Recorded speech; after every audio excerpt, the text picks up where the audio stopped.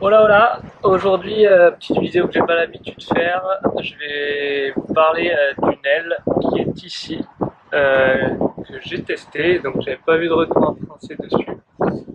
Donc je vais vous faire un petit retour sur mes ressentis sur l'aile.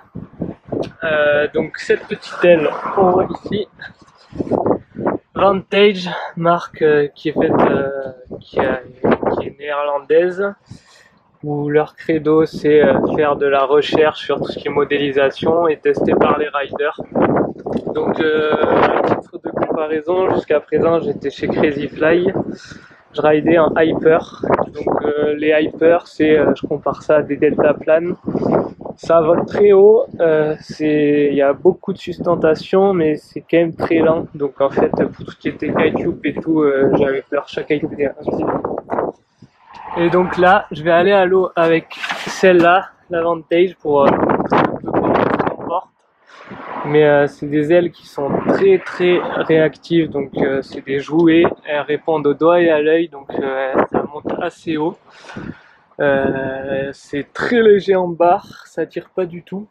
Donc là-bas, les petits défauts que je dirais, c'est que parfois on a tendance, tellement qu'elle est tellement légère en barre, qu'on a tendance à la perdre en l'air si on fait pas attention. Et il faut pas hésiter à relancer en réception. Donc voilà, je vais aller rider, je vais vous montrer, c'est super pour progresser dans les loops. Donc moi c'est pour ça que je voulais la tester. Et donc je pense que je vais passer chez Vantage pour tout le river. Donc ça va être la première fois que je la teste dans autant d'air. Pour l'instant je l'avais testé que dans des conditions assez light. Donc on va mettre le woo et on va voir ce que ça donne aujourd'hui. Allez, c'est parti.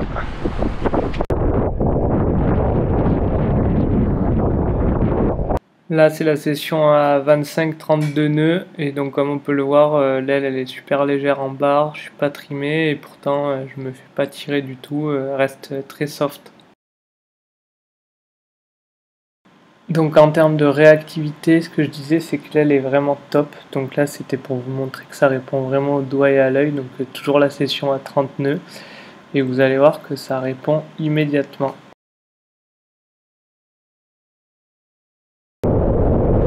L'aile est ultra rapide, du coup elle monte assez haut et par contre comme je disais en réception il faut pas hésiter à envoyer un petit down loop pour poser tranquillement. Pour les petits défauts, donc ce que je disais c'est qu'elle est tellement légère en barre qu'on peut de temps en temps perdre la position, donc là j'envoie mon front loop et je me dis merde, l'aile elle a rien à branler là et du coup derrière je me chie.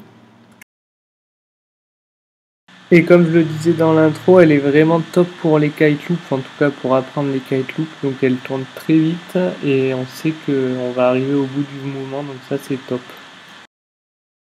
Je vous fais un petit montage du reste de la session si vous voulez en voir plus sur l'aile, surtout qu'elle n'est pas si chère sur le marché par rapport à d'autres marques, donc si vous êtes intéressé, n'hésitez pas.